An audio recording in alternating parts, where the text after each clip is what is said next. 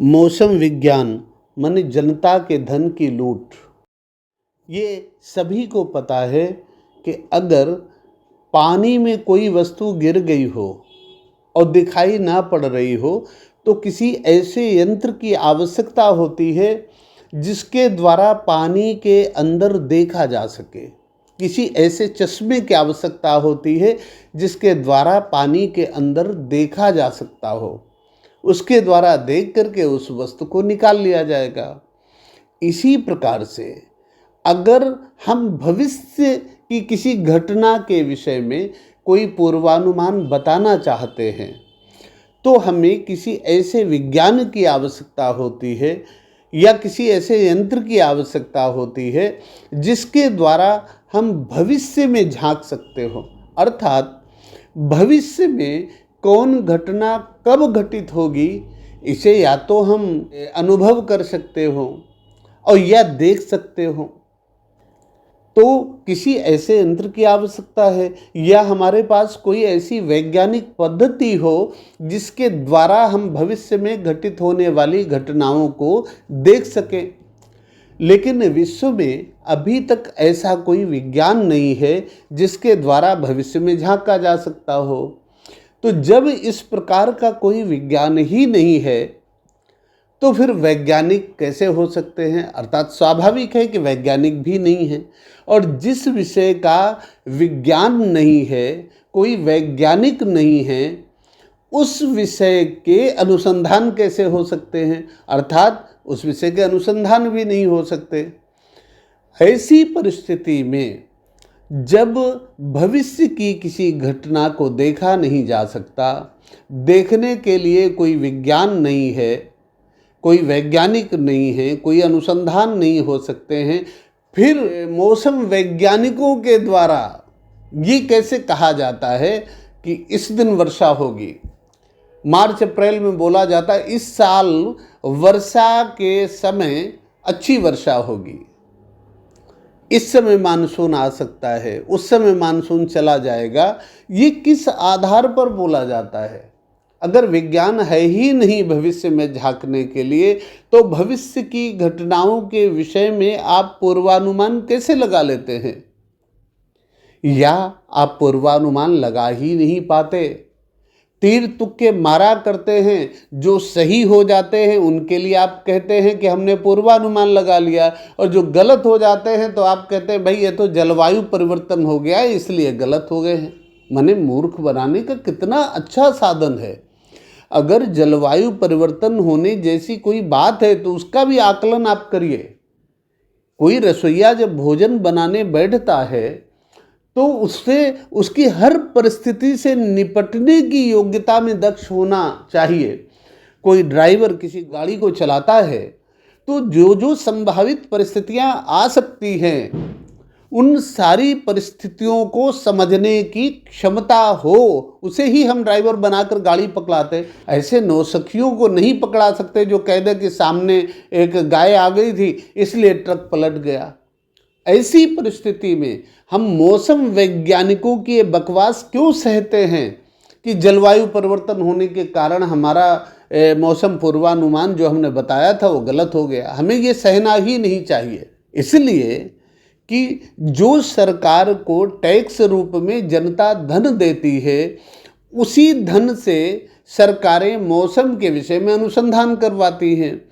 वो धन मौसम विभाग पर खर्चा होता है, वो धन मौसम वैज्ञानिकों को सुख सुविधाएं देने पर खर्चा होता है, वो धन मौसम वैज्ञानिकों के द्वारा किए जाने वाले उन तथाकथित अनुसंधानों पर खर्चा होता है जो रचना रची जाती है कि देखो मैं अनुसंधान कर रहा हूँ, और वो धन मौसम वैज्ञानिकों को सैलरी आदि देने पर खर्चा किया जाता है।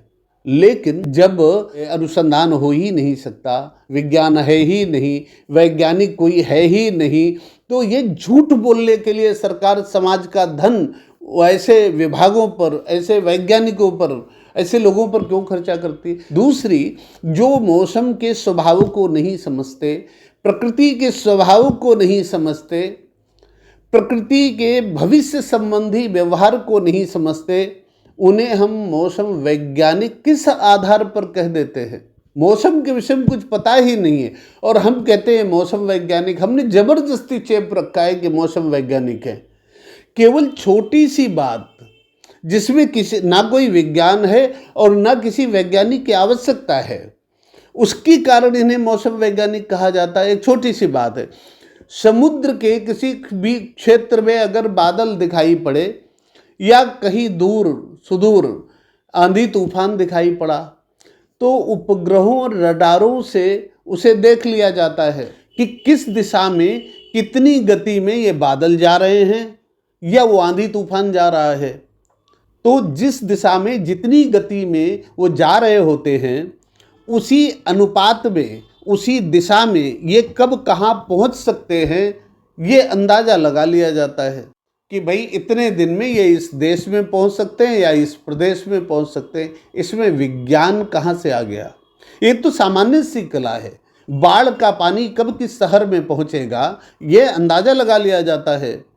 इसी प्रकार से बादलों के विषय में अंदाज़ा लगा लिया जाता है, आंधी तूफानों के विषय में अंदाज़ा लगा लिया जाता है। तो ये माना जा सकता है कि ये एक जुगाड़ है, जिस जुगाड़ के आधार पर आंधी तूफानों से, चक्रवातों से हम अपनी आंशिक सुरक्षा करने में सफल हो जाते हैं। लेकिन ये विज्ञान नहीं है, ये तो है कि हम उसको देखते रहते हैं, उससे पता लग जाता है। इसी प्रकार से बादलों को देख लेते हैं तो आंशिक सुरक्षा करने में अपनी सफल हो जाते हैं। इसलिए कि आंधी तूफान हो चाहे बादल हो, ये हवाओं के प्रवाह के अधीन होते हैं और हवाओं के विषय में ये नहीं कहा जा सकता है कि ये इतनी गति से इस दिशा में अगर अभी जा रहे हैं तो ये 8 घंटे बाद भी इस दिशा में इतनी गति से ही जाएंगे, ऐसा नहीं कहा जा सकता है।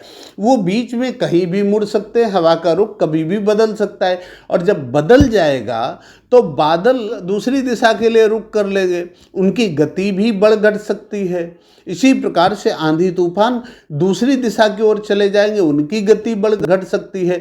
तो जो पहले अंदाज़ा लगाया गया था वो गलत हो सकता है ऐसी परिस्थिति में।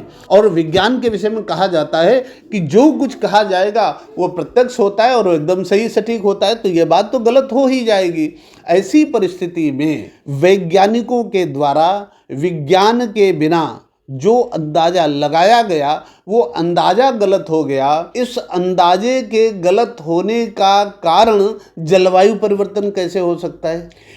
ये तो सीधा वैज्ञानिकों को बताना चाहिए कि आप अप्रैल के महीने में किस विज्ञान के द्वारा ये पता लगा लेते हैं कि इस वर्ष जुलाई अगस्त में वर्षा कैसे होगी। यदि आप झूठ नहीं बोलते हैं तो उस विज्ञान का नाम बताइए, किस आधार पर आप करते हैं वो बताइए। और यदि आप झूठ बोलते हैं तो फिर इस तरीके की बकवास के नाम पर सरकार समाज से पैसे हरण करके टैक्स के रूप में और ऐसे वैज्ञानिकों पर क्यों खर्चा करती है जिनका कोई ऐसा योगदान ही नहीं है। अरे भाई, इतना पता तो किसान भी लगा लेते हैं। आज की स्थिति हर चौथे दिन मौसम वैज्ञानिक भविष्यवाणी कर देते पानी बरसेगा, क्योंकि उनके ऊपर कोई जिम्मेदारी तो होती नहीं बरसेगा तो कोई क्या कर लेगा, ऐसा तो है नहीं। तो जब मन आया ये बोल दिया कि इस दिन पानी बरसेगा, पानी बरस गया ठीक है, नहीं बरस गया तो जलवायु परिवर्तन है। अरे, हमने अपने मौसम पूर्वानुमानों को इतने हल्के में ले लिया है। और इसी प्रकार से जब प्राकृतिक आपदाएं घटित होने लगती हैं तो हमारे पास कोई विज्ञान तो है नहीं पूर्वानुमान लगाने का, हम पूर्वानुमान लगा भी नहीं पाते हैं। ऐसे समय जब प्राकृतिक आपदा घटित हो जाती है फिर हम बकवास करना शुरू करते हैं कि ये इस कारण हो गया, उस कारण हो गया, ग्लोबल वार्मिंग बढ़ी या जलवायु परिवर्तन हो गया, इसलिए ऐसी ऐसी घटना घट गई। इस बकवास का क्या अर्थ होता है? जो घटना घट गई उसमें जो नफ़ा नुकसान होना था हो ही गया। उस घटना को यदि समझने की आपकी क्षमता थी तो आप पहले समझ लेते, जिसके लिए आपको रखा गया है। उस घटना के विषय में यदि पूर्वानुमान लगाने की आपकी क्षमता थी, आप पहले लगा लेते, जिससे जनता को मदद मिल पाती। ऐसा आप कुछ कर नहीं सके, अनुसंधान आपके बस के नहीं है। तो कुल मिला के मौसम विज्ञान के नाम पर अभी तक जो परोसा जा रहा है वो झूठ बोलने की एक ऐसी कला है जिससे जनता को प्रभावित कर लिया जाता है बस। और 70% मौसम वैज्ञानिकों की भविष्यवाणियां गलत इसीलिए निकल जाती हैं कि ना तो उसका आधार गणित होता है और ना तो उसका आधार विज्ञान होता है। अब पता लग रहा है कि एक सुपर कंप्यूटर आया है, सुपर कंप्यूटर के द्वारा ये सारा पता लगा लेंगे। ये एक नए प्रकार से मूर्ख बनाने की व्यवस्था शुरू हुई है। भाई कैसे पता लगा लेंगे? कंप्यूटर का डेटा भी तो मनुष्य ही भर रहा है।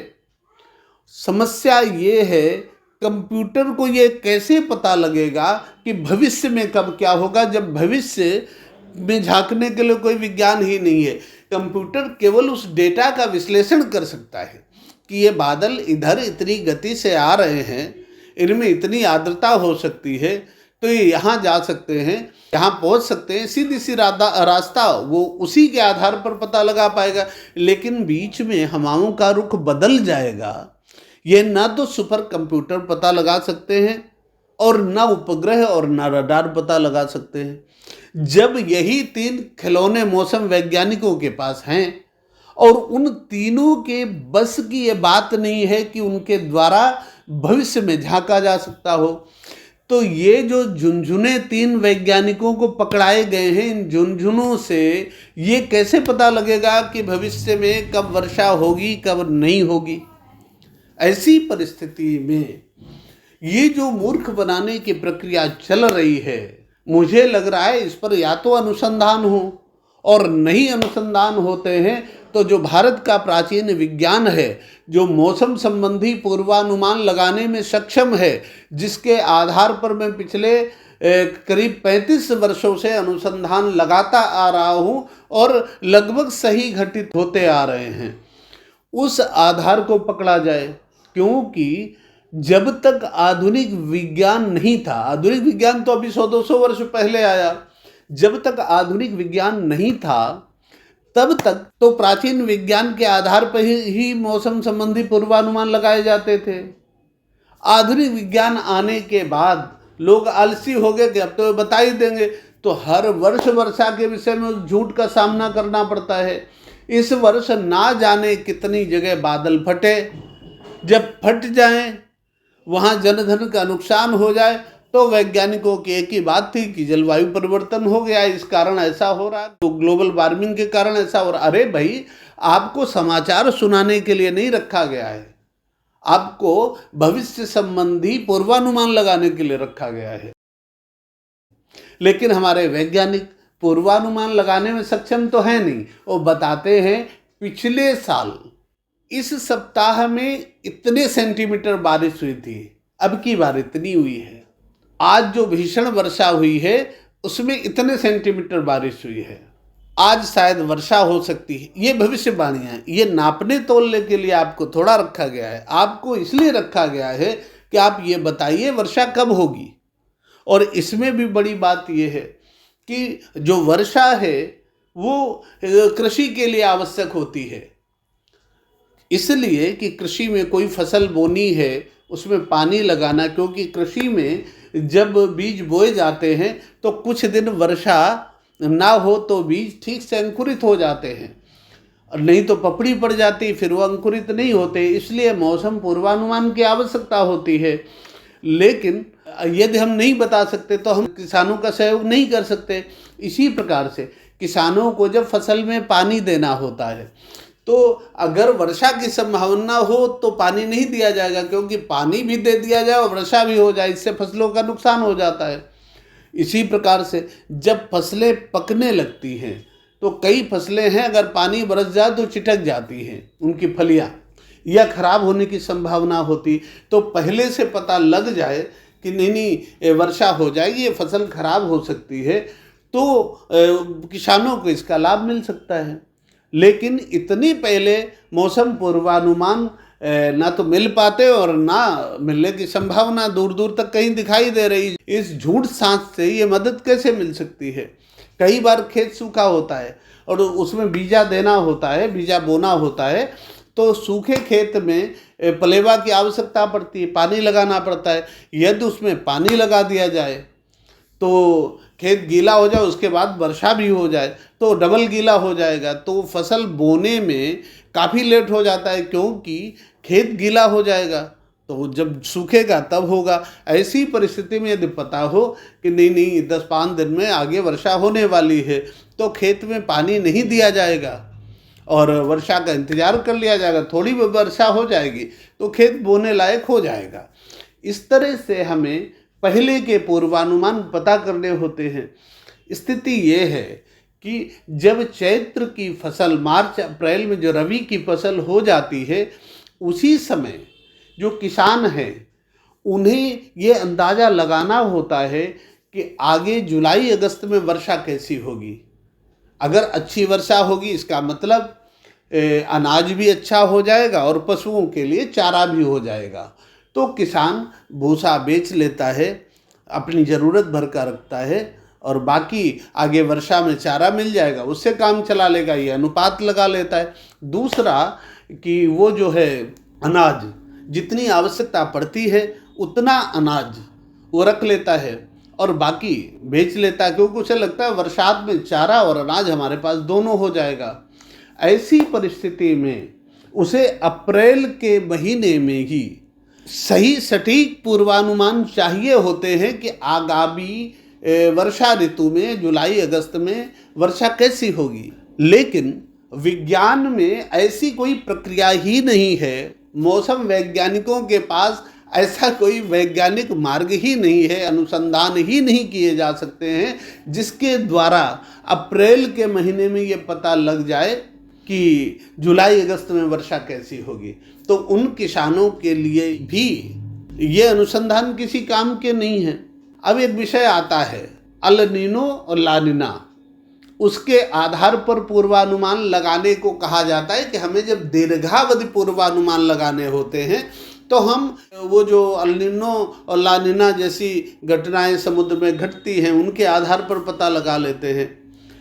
उससे मौसम का कोई संबंध ही नहीं है। यदि संबंध होता तो पिछले 20 वर्षों में 50% भी उसके द्वारा लगाए गए अनुमान सही नहीं निकले हैं, और यदि 50% भी सही नहीं निकले हैं तो वो काहे का विज्ञान, काहे का अल नीनो, काहे का ला नीना, वो अपनी जो उपस्थिति है वही दर्ज नहीं करा सका है वो प्रक्रिया, और उसके आधार पर केवल एक आडंबर बना हुआ है कि हम 4 महीने 3 महीने 5 महीने पहले का पूर्वानुमान लगा लेते हैं। लेकिन अभी तक जितने भी बार लगाया गया है कितने प्रतिशत सच निकला है वो देखा जाए तो एक मजाक दिखाई पड़ता है, क्योंकि उससे तो ज़्यादा किसानों के द्वारा जो पूर्वानुमान लगाए जाते हैं वो सही सटीक घटित हो जाते हैं। तो इसमें विज्ञान कहाँ हो गया? क्या विज्ञान है? इतना ही नहीं, इससे ज़्यादा तो हमारे यहाँ घाघ भंडरी जो हुए हैं उन्होंने जो अनुभव के आधार पर सूक्तियाँ लिखी हैं उनके ज़्यादा सही सटीक घटित होते हैं। वो वास्तव में मौसम वैज्ञानिक थे जो हवा के रुख को देख के कह देते थे कि वर्षा होने वाली है। वर्तमान मौसम वैज्ञानिकों के पास तो ऐसा भी कुछ नहीं है। वो ज्योतिषी लाख गुना अच्छे थे जो सालों पहले का ये बता देते थे कि नहीं इस दिन वर्षा होगी, इस वर्ष इतनी बारिश होगी, वो बता दिया करते थे। तो उन ज्योतिषियों को इसलिए किनारे कर दिया गया, इसलिए ठिकाने लगा दिया गया कि ज्योतिषी रहेंगे तो हमारी ये झूठ बकवास चलेगी नहीं। उन ज्योतिषियों को किनारे कर दिया गया और खुद मनमाना झूठ बोल रहे हैं, वो गलत हो रहा है तो उसका कारण जलवायु परिवर्तन बताते जा रहे हैं। ये 100% झूठ है। इस प्रकार से समाज के साथ मौसम विज्ञान के नाम पर मजाक नहीं होना चाहिए। पिछले कुछ वर्ष पहले बिहार में बाढ़ आई। बाढ़ में मौसम वैज्ञानिक सुबह कुछ बोल रहे थे, दोपहर में कुछ दूसरा बोल रहे थे, शाम को कुछ तीसरा बोल रहे थे। तो वहाँ अश्विनी चौबे जी थे, उन्होंने कहा दुका दुका बकेले, और बाद में उन्होंने और मुख्यमंत्री नीतीश कुमार जी ने दोनों ने कहना शुरू किया कि हत्या नक्षत्र है इसलिए बारिश ज़्यादा हो रही है। सोचिए, वैज्ञानिकों ने, जिस पर सरकार इतना ज़्यादा पैसा खर्चा करती है, उनके निरंतर झूठ बोलने से थक चुके मुख्यमंत्री, उन्हें आकर कहना पड़ा कि हथिया नक्षत्र के कारण वर्षा ज़्यादा हो रही है। यदि हथिया नक्षत्र पर इतना ही भरोसा है तो इन वैज्ञानिकों को एक तरफ कीजिए और उस हथिया नक्षत्र वाली पद्धति को सामने ला करके उसके आधार पर आप अनुसंधान करवाइए, क्यों नहीं करवाते। दूसरी बात एक ये है कि अगर किसी चीज़ से कोई निर्णय गलत हो ही गया है और उससे कोई लाभ नहीं ही हो रहा है तो उसकी समीक्षा की जाती है और उसे बंद कर दिया जाता है। ऐसा भी नहीं हो रहा है। कलकत्ते और उड़ीसा में जिस सूखा और तूफान से जनसंहार होने के कारण भारतीय मौसम विज्ञान विभाग की स्थापना 1875 में हुई थी, आज 150 वर्ष बीत गए। वही परिस्थिति है। अरबों रुपया मौसम विज्ञान विभाग के नाम पर खर्चा किया जा चुका है। कई कई पीढ़ियां वैज्ञानिकों की समाप्त हो चुकी हैं, लेकिन स्थिति वही बनी हुई है। तिल भर भी सफलता नहीं मिली। हाँ, केवल इतनी मिली है कि अगर कोई आंधी तूफान चक्रवात आ रहा होता है, उसे पहले से देख लिया जाता है अगर, तो उससे बचाव करने के लिए एक जुगाड़ तो हमने तैयार कर लिया है इस आधार पर कि हाँ, अब ये इधर आ सकता है, उधर प्रत्यक्ष दिखाई पड़ रहा है। लेकिन ये पूर्वानुमान तो नहीं है। पूर्वानुमान का मतलब होता है कि हमें कोई ऐसी घटना पता लगे जो किसी भी रूप में दिखाई नहीं पड़ रही है।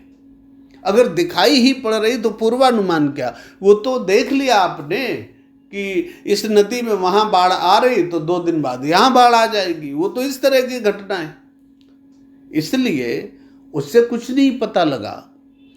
आज भी वर्षा कब होगी नहीं पता। सन 2016 में आग लगने की भीषण घटनाएं घटित हुई। आपको याद होगा, बिहार में दिन में चूल्हा जलाने और हवन करने को रोकने की सलाह दे दी गई थी। वैज्ञानिकों से पूछा गया इस वर्ष ऐसा क्या हो रहा है, बोले ग्लोबल वार्मिंग। जब ज़्यादा पत्रकार पीछे पड़े तो कहते हैं अनुसंधान किए जाने की आवश्यकता है। राजस्थान में, हरियाणा में, उत्तर प्रदेश में, बिहार में इस प्रकार की बहुत घटना घटी। आए दिन अकारण आग लग रही थी, उसके बाद तो नहीं हुआ। सन 2018 में पूर्वी उत्तर प्रदेश में बार बार तूफान आ रहे थे और जो तारीख वैज्ञानिक बोल रहे थे उस दिन नहीं आ रहे थे। 2 मई 2018 भयंकर तूफान आया, सैकड़ों लोग मारे गए उसमें। कोई पूर्वानुमान वैज्ञानिकों ने नहीं बताया था। इसके बाद वैज्ञानिकों ने 5 मई का पूर्वानुमान बताया, लेकिन 5 मई को नहीं आया। फिर 6 मई को भयंकर तूफान आ गया, फिर काफी लोग खत्म हुए। इसके बाद वैज्ञानिकों ने कहा 7-8 मई को भयंकर तूफान आएगा। उनकी इस लफाजी में दिल्ली एनसीआर के विद्यालय बंद कर दिए गए कि भाई भयंकर तूफान आ रहा है, बच्चों को कोई दिक्कत ना हो, विद्यालय बंद कर दिए गए। लेकिन वहाँ हवा का एक झोंका भी नहीं आया। उसके बाद अखबार में एक दिन खबर पढ़ने को मिली कि पीएमओ में वैज्ञानिकों को बुलाकर इसका स्पष्टीकरण पूछा गया है। क्योंकि ऐसी जब बड़ी घटनाएं होती हैं जिनमें आम जनता भी झूठ पकड़ लेती है, तब सरकार उसमें लीपापोती करना शुरू करती है। अरे भाई, सीधे सरकार को चाहिए कि आप जितने भरोसे से जनता से टैक्स वसूलते हैं और वो टैक्स का पैसा आप ऐसे विभागों पर खर्चा करते हैं, उसी भरोसे के साथ उन विभागों से आउटपुट क्या निकलता है, उन तथाकथित वैज्ञानिकों से आउटपुट क्या निकलता है, उसकी भी तो समीक्षा करके समाज को बतावें। ये आपकी जिम्मेदारी है। और आप कहते हैं हम पाई पाई पल पल का हिसाब देंगे। कैसे देंगे आप? अगर आप कोई जिम्मेदारी ही नहीं निभा रहे हैं, कैसे देंगे? जनता का पैसा है, उसका भी आदर कीजिए। अगर आपके पास इस प्रकार के मौसम वैज्ञानिक नहीं हैं कि जो पूर्वानुमान लगा सके। इस प्रकार का मौसम विज्ञान नहीं है जिसके द्वारा पूर्वानुमान लगाए जा सके। ऐसे अनुसंधान नहीं हो सकते जिसके द्वारा पूर्वानुमान लगाए जा सकते हो। तो पिछले 5 वर्षों से भारतीय मौसम विज्ञान विभाग ने यदि हमारे मौसम पूर्वानुमानों का उपयोग किया और उससे उनकी गुडविल बढ़ी, तो सरकार को हमसे संपर्क करना चाहिए, हम उन्हें उपलब्ध करवाते हैं। इतना ही नहीं है, अगर भारत के प्राचीन पद्धति के आधार पर अनुसंधान किए जाएं, तो जितना पैसा इन लोगों के द्वारा अनुसंधानों पर खर्चा किया जाता, उससे 10वां भाग यदि खर्चा कर दिया जाए, तो भारतीय मौसम विज्ञान जो प्राचीन कालीन रहा है, उसके द्वारा इससे अच्छे परिणाम दिए जा सकते हैं, इससे अच्छे पूर्वानुमान दिए जा सकते हैं, क्योंकि वहाँ पूर्वानुमान लगाने के लिए गणित विज्ञान है और गणित से ज़्यादा प्रकृति की भाषा समझने के लिए मनुष्य के पास कोई दूसरा साधन नहीं है। तो वहाँ देखा जा सकता है, लेकिन उन्हें किनारे करके, और आप कह रहे हम लगाएंगे, आपके पास कुछ है नहीं। 5 वर्ष तक मौसम पूर्वानुमान लेने के बाद जिस भारतीय मौसम विज्ञान विभाग में 10-10, 12-12 पंचांग रखकर उनकी नकल मारी जा रही हो कि संक्रांति में वर्षा तो होती है, अमावस्या में तो हो ही सकती है, पूर्णिमा में तो हो ही सकती है, और बाहर आके कहना नहीं ज्योतिष अंधविश्वास है और हम विज्ञान से पता लगा रहे। मैं कहा जाए तो चुनौती देकर पूछ सकता हूं, ऐसा विज्ञान है कौन जिसके द्वारा आप मौसम पूर्वानुमान लगा लेते हैं? आप क्यों जनता को बेवकूफ़ बना रहे? आप क्यों इतना झूठ बोलते हैं जब आपके पास इस प्रकार की कोई वैज्ञानिक विधा या पद्धति ही नहीं है? इसलिए समाज को अब जागना होगा, समाज को पूछना होगा कि ऐसे विभागों पर हमारा धन क्यों खर्च किया जाता है जिन विभागों से हमें कुछ मिलता ही नहीं, जिन विभागों से हमें कोई लाभ ही नहीं है। लोग कितनी मौज मस्ती का अपना जीवन काटते हैं जनता के धन से। अरे, और जब मन आता बोल देते वर्षा होगी, तूफान आएगा, आ गया तो हमारी भविष्यवाणी सही हो गई, और नहीं आया तो जलवायु परिवर्तन। ये कौन सा ढंग है? उत्तराखंड में बाढ़ आई 2013 में, क्यों नहीं पता लगा? रडार तो सब ऊपर थे, उपग्रह तो ऊपर थे, क्यों नहीं दिखाई पड़ा? क्यों नहीं पूर्वानुमान लगाया जा सका? इस वर्ष इतने बादल फटे, क्यों नहीं पूर्वानुमान लगाया जा सका? ऐसी न जाने कितनी घटनाएं। कश्मीर में बाढ़ आई, क्यों नहीं पूर्वानुमान लगाया जा सका? केरल में बाढ़ आई 2019 में, क्यों नहीं पूर्वानुमान लगाया जा सका? और बार बार वैज्ञानिक खुद बोल देते हैं कि भारत के मौसम में इतनी विविधता है, इतनी विचित्रता है कि पूर्वानुमान नहीं लगाया जा सकता, ऐसी घटनाओं का नहीं लगाया जा सकता, वैसी घटनाओं का नहीं लगाया जा सकता, पहाड़ों के बीच इतनी ऊंचाई और इतने गड्ढे खाइयाँ हैं, वहाँ नहीं लगाया जा। अरे सीधे क्यों नहीं कहते हमारे पास कोई विज्ञान नहीं, हम पूर्वानुमान नहीं लगा सकते? क्यों इतने ड्रामा होते हैं कि अप्रैल के महीने में आप कहते हो कि हम पूर्वानुमान जो दीर्घावधि है वो लगा रहे हैं, फिर मई जून में आप उनकी पुष्टि करते हो।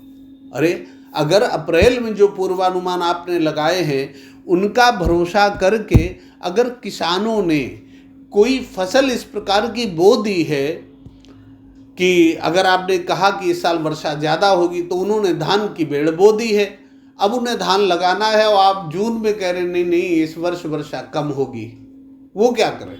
भाई, आपका पूर्वानुमान उनके लिए तो ठीक है जिन्हें अटैची लेके सुबह कहीं जाना है, आपने बादल देखे बता दिया, लेकिन जिस कृषि के लिए मौसम पूर्वानुमानों की आवश्यकता होती है उस कृषि क्षेत्र के लिए आपके तथाकथित वो जुगाड़ू पूर्वानुमान किसी काम के नहीं होते और ना उनसे किसी को कोई लाभ मिल पाता है। इसलिए मैं सरकार से, समाज से पुनः कहता हूँ कि ऐसे विभागों के द्वारा लगाए जा रहे पूर्वानुमान या इनकी जो सेवाएं हैं उन पर पुनः समीक्षा की जाए और यदि वो अनुपयोगी हैं तो बंद किया जाए।